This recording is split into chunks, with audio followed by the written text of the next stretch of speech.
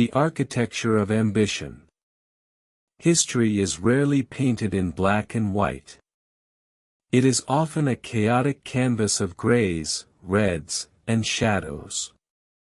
But in the late 20th century, one man forced the world to look at Colombia through a singular, terrifying lens. To the United States government, he was a monster, a narcoterrorist who poisoned the veins of America. To the destitute families of the Medellin slums, he was a savior, a modern-day Robin Hood who built houses where the government built nothing. His name was Pablo Emilio Escobar Gaviria. But today, we are not here simply to recount the timeline of a criminal. We are here to deconstruct the language of power. We are here to analyze the vocabulary of ambition, hubris, and inevitable downfall.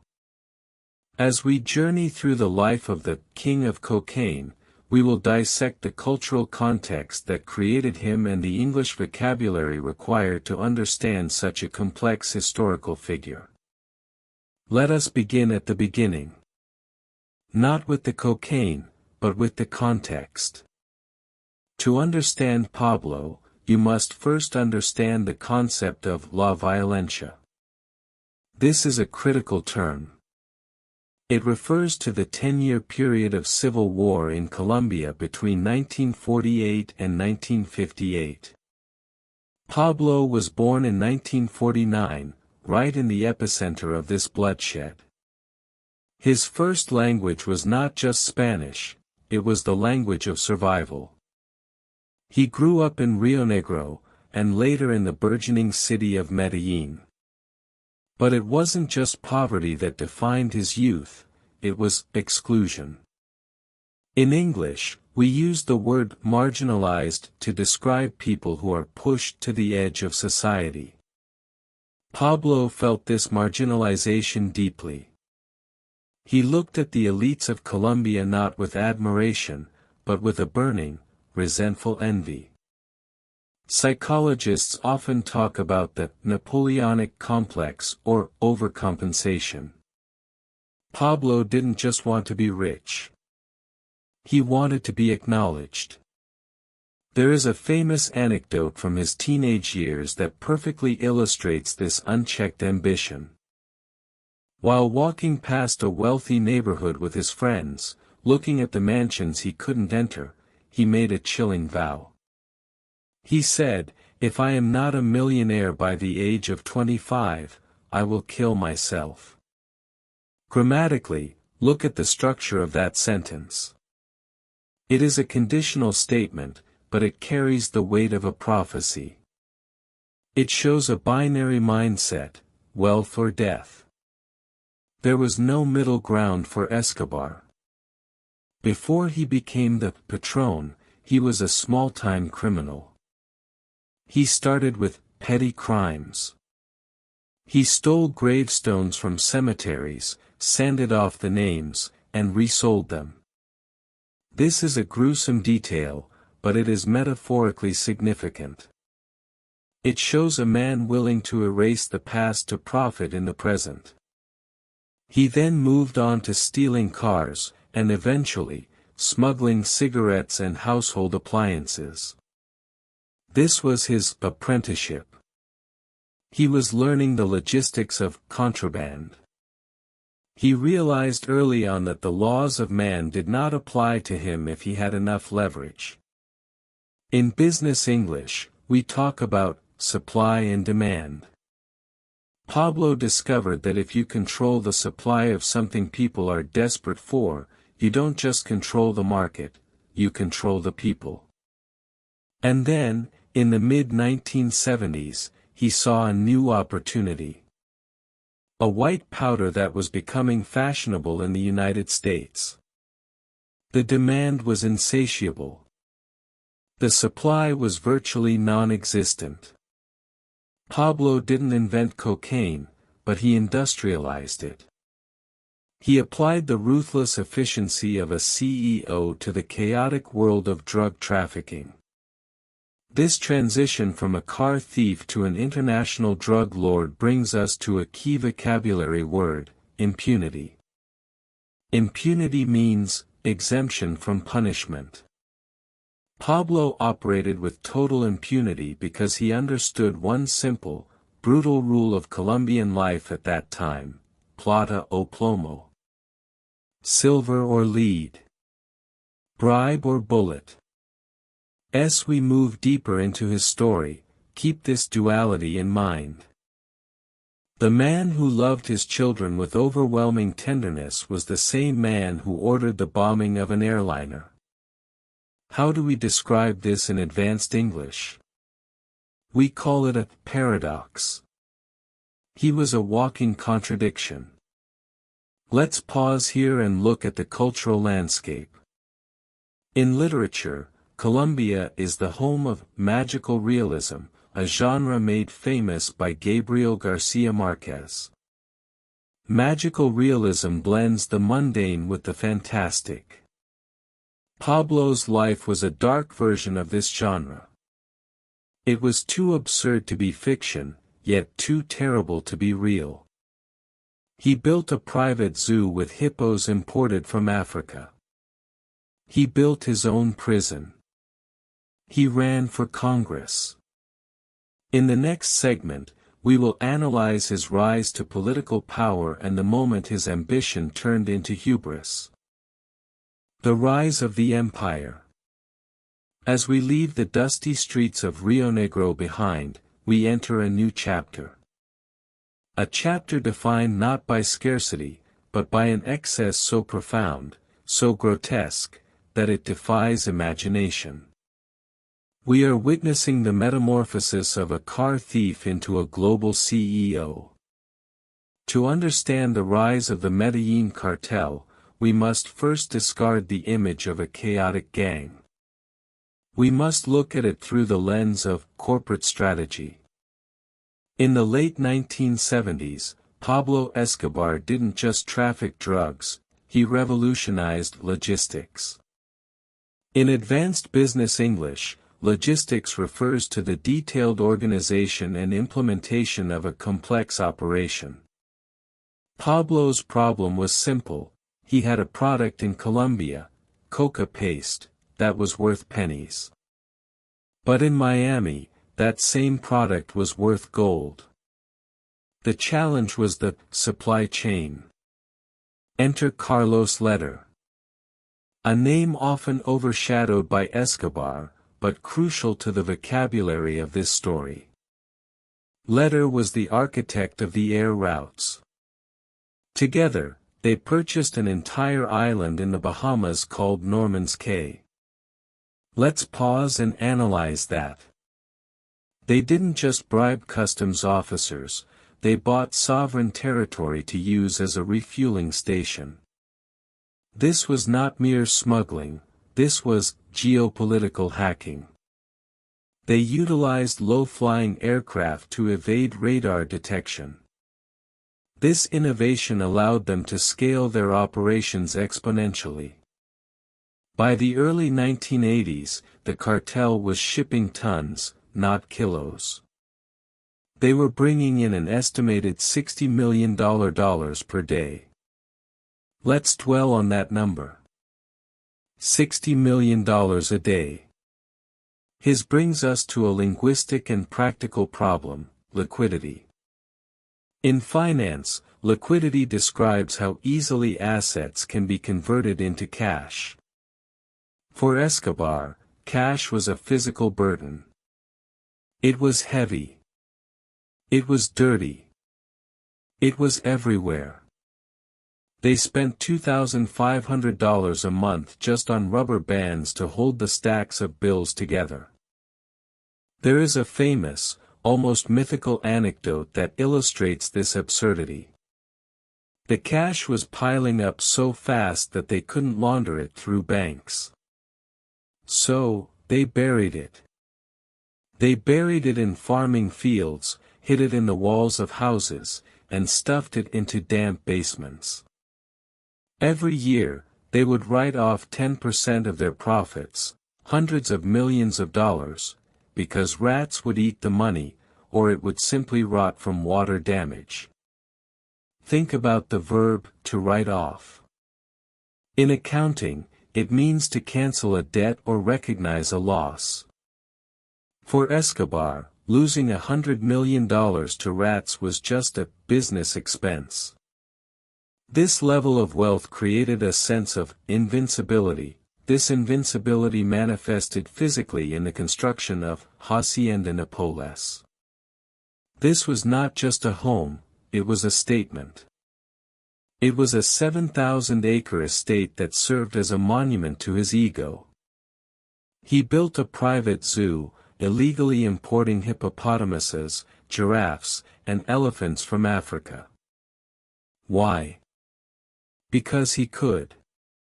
This is the definition of hubris, excessive pride or self-confidence that often leads to a downfall. At the entrance of this estate, he mounted a small airplane. The Piper PA-18. It was a replica of the first plane he used to fly his first shipment of cocaine. Most billionaires try to hide the source of their illicit wealth. Pablo put it on a pedestal. He was taunting the world. He was saying, "Look at me. I committed a crime, and I won." However, raw power requires public support. To secure his empire, Pablo needed a shield. He needed the people. This brings us to his most effective and dangerous persona, the Robin Hood of Paisa. Medellin in the 80s was a city of stark contrasts. The government had completely abandoned the poor. There was no infrastructure, no sanitation, no hope. Pablo saw the vacuum, an empty space where authority should be, and he filled it. He launched a massive philanthropic campaign. We use the word philanthropy to describe the desire to promote the welfare of others, usually by donating money. But Pablo's philanthropy was transactional. It was a purchase of loyalty. He built Barrio Pablo Escobar. He constructed 5,000 houses for families who lived in a garbage dump. He built soccer fields. He handed out cash. The emotional impact on the populace was profound. Imagine a mother who cannot feed her children. Suddenly, a man appears, asks for nothing, and gives her a home. To the government, he was a narco-trafficker. To that mother, he was a god. This is where the vocabulary of complicity comes in. The people of Medellin knew what he did. They knew the money was blood-stained. But they chose to look away. Why? Because the state had failed them. Pablo exploited this civic neglect masterfully.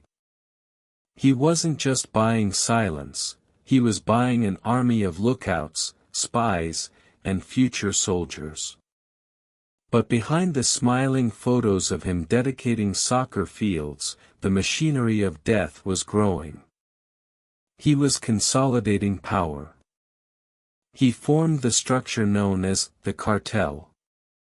A cartel is an association of manufacturers or suppliers with the purpose of maintaining prices at a high level and restricting competition. It is an economic term, but in this context, it implies violence. He enforced a brutal binary policy, plata o plomo. We mentioned this earlier, but now it was applied on a national scale. Judges, police officers, politicians, everyone faced the choice. Take the silver, the bribe, and look the other way, or take the lead, the bullet, and die. This corruption rotted the institutions of Colombia from the inside out. It wasn't just that he broke the law, he bought the law. He made the law irrelevant. As we move to the next chapter, we will see what happens when this unstoppable force meets an immovable object. We will see what happens when ambition turns into war against the state itself. We will see the transition from businessman to public enemy number one. We have witnessed the rise of the financial empire. Now, we must witness the rise of the monster. Up until this point, Pablo Escobar was a criminal, yes. But he operated in the shadows, or behind the smiling mask of a philanthropist. However, ambition is a dangerous drug. It is more addictive than cocaine itself. Pablo made a fatal calculation. He didn't just want to be rich, he wanted to be legitimate. This brings us to one of the most fascinating psychological aspects of his life, the desire for acceptance. In the early 1980s, Escobar launched a campaign to enter the Colombian House of Representatives. He wanted to be a politician. He dreamed of becoming the president of Colombia. Think about the sheer audacity of this. A man responsible for smuggling tons of narcotics wanted to sit in the halls of power, shoulder to shoulder with the very people whose laws he was breaking. This hubris led to his exposure. And exposure is fatal for a man who lives in the dark. Enter Rodrigo Lara Bonilla, the Minister of Justice. A man of immense integrity. While others looked away, Lara Bonilla looked directly at Escobar. He publicly denounced him. He called him what he was, a drug trafficker. This confrontation in the Colombian Congress is historic. It was a clash between the rule of law and the rule of force. Escobar was humiliated. An old newspaper photo resurfaced, showing his arrest for drug trafficking years earlier.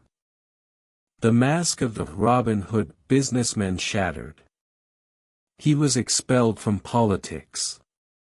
His immunity was stripped away. For a man like Escobar, humiliation is worse than death. It demands retribution. On April 30, 1984, Rodrigo Lara Bonilla was assassinated in his car in Bogotá. This was not just a murder, it was a declaration of war against the Colombian state. This event marks a linguistic shift in our story. We are no longer talking about crime, we are now talking about terror. The assassination of a minister changed the equation. The government realized that plata, silver, was no longer an option. They had to use plomo, lead. And they had one weapon that Pablo feared more than anything else, extradition. Let's analyze this word, extradition. Legally, it is the action of handing over a person accused or convicted of a crime to the jurisdiction of the foreign state in which the crime was committed. For Escobar, it meant a concrete cell in the United States. It meant isolation. It meant he could not bribe the guards.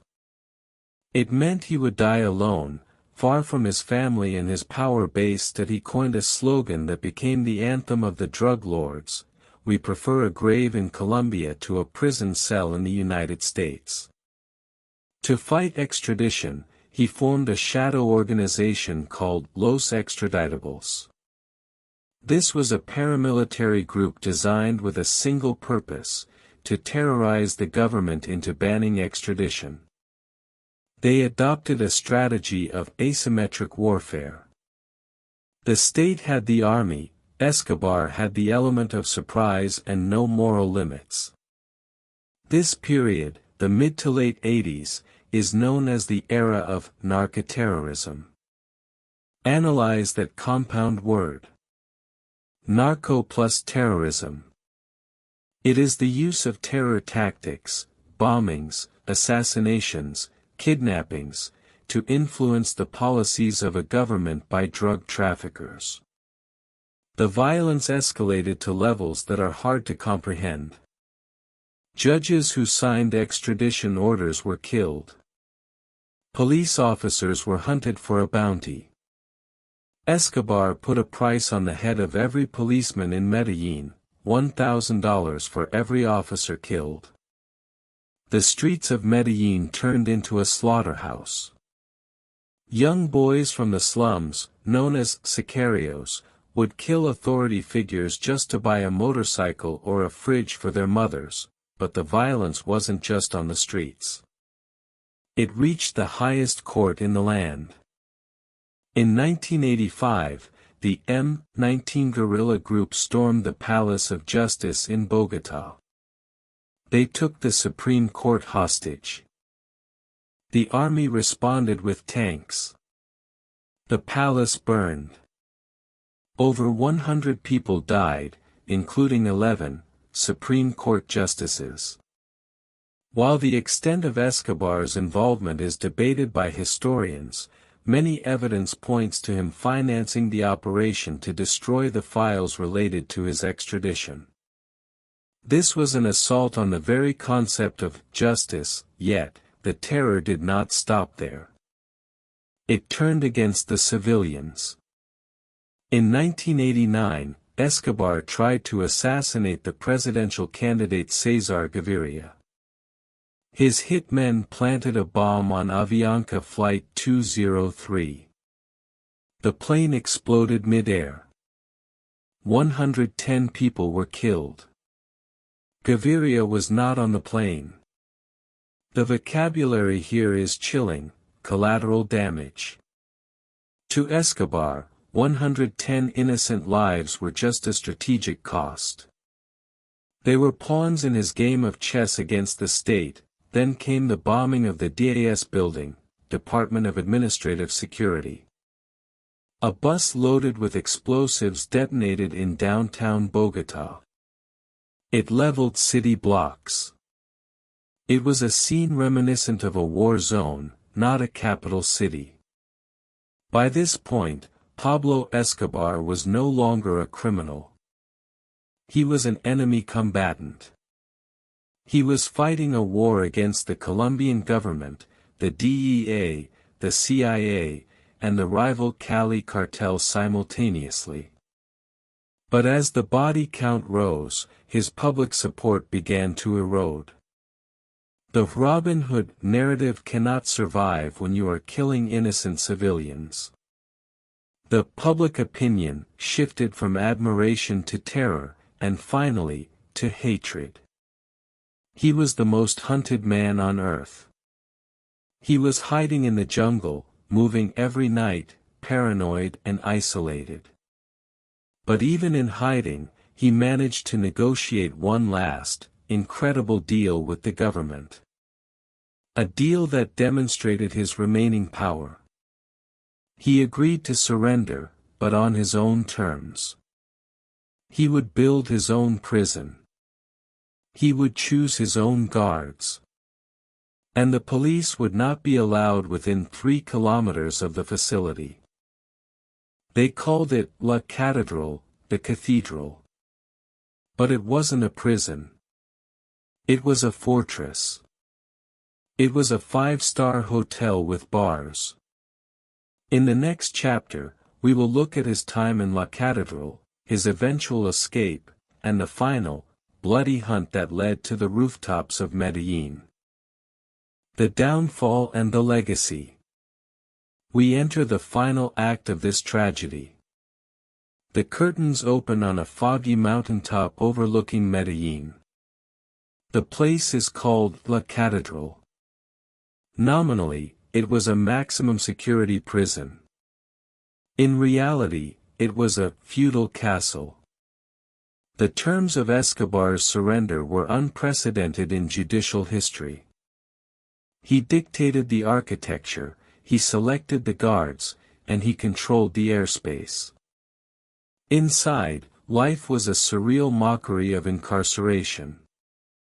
While the world believed justice was being served, Pablo was hosting wedding receptions, beauty pageants, and high-stakes soccer matches with the Colombian national team. He had a telescope installed, not to look at the stars, but to look down at the city of Medellin, watching over his empire like a dark king. He continued to run the drug trade by phone, fax, and carrier pigeon. But isolation breeds paranoia. In July 1992, this paranoia reached a boiling point. Pablo began to suspect his own lieutenants, Fernando Galeano and Gerardo Moncada, of stealing from him. In a fit of rage, he had them brought to La Catedral. They were tortured and dismembered inside the prison walls while Pablo slept. This was his fatal strategic error. This was hubris transforming into self-destruction. By killing his own loyal partners, he broke the code of loyalty that held the cartel together. He created enemies within his own ranks. The Colombian government could no longer ignore the reports of murder inside the prison. They decided to transfer him to a real military facility. But Pablo had ears everywhere. Before the army could surround the complex, he simply walked out the back gate into the thick fog of the Andean mountains.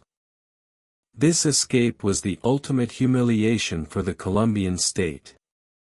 The president, Cesar Gaviria, had had enough. The order was given, get him. Dead or alive. Now, the hunter became the hunted. But the dynamic had changed. Pablo was no longer fighting just the police. He was fighting a hydra-headed monster. The Search Block, an elite police unit trained by U.S. Special Forces, dedicated solely to finding him. The Cali Cartel, his business rivals who financed the war against him. Los Peeps, perseguidos por Pablo Escobar, people persecuted by Pablo Escobar. This was a paramilitary death squad composed of the families of his victims and his betrayed partners. Let's analyze the term vigilante justice.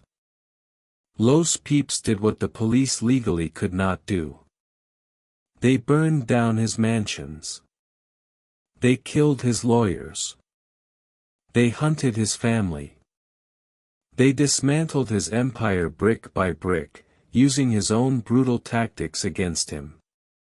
For the first time in his life, Pablo was truly afraid. Not for himself, but for his wife and children. The year 1993 was a year of attrition, Ypratma Savasi. Pablo was running out of money, running out of friends, and running out of safe houses. He was forced to move every single night. The man who once burned millions of dollars to keep warm was now living in dusty, unfurnished apartments, hiding in the slums he used to rule. His world shrank to the size of a radio. He knew the police were using radio triangulation technology supplied by the French and the Americans. If he stayed on the phone for more than 3 minutes, they could pinpoint his location. He knew the rules. He was a master of counter-surveillance. But on December 2, 1993, the day after his 44th birthday, he made a mistake. A mistake born of paternal longing. He called his son, Juan Pablo. He stayed on the line too long. He wanted to talk. He wanted to feel connected to the only thing he had left. That emotional weakness was the signal the search block had been waiting for. The triangulation screen lit up. They had him. Los Olivos neighborhood. A middle-class suburb. Let's reconstruct the final scene. The police stormed the door. Pablo, barefoot and overweight, runs to the window. He scrambles onto the rooftop. There is a volley of gunfire. And then, silence. The king of cocaine lay dead on a terracotta roof, wearing blue jeans and no shoes. The image of the Colombian police officers smiling and posing over his bloody corpse like big game hunters is one of the most iconic and controversial images of the 20th century. It symbolized the end of the man, but the beginning of the myth. This brings us to the legacy. How do we evaluate Pablo Escobar today? In academic English, we discuss his legacy through the lens of narcoculture. He left behind a fractured country. He normalized violence for a generation. The word sicario, hitman, became a career path for young men. Even today, Medellin struggles with narcotourism. Tourists come to buy T-shirts with his face, ignoring the thousands of victims who bled because of his ambition. He demonstrated the fragility of the state. He showed that with enough money, democracy can be held hostage. But he also showed the resilience of the Colombian people. Medellin today is not the murder capital of the world, it is a hub of innovation and culture. It has risen from the ashes. In conclusion, the story of Pablo Escobar is a cautionary tale of unchecked power. It is a study in the dual nature of man, capable of great love for his own, and great cruelty to others. As we finish this deep dive, remember the vocabulary we have learned: ambition, hubris, extradition, impunity, and attrition. These are the words that built, and destroyed, an empire.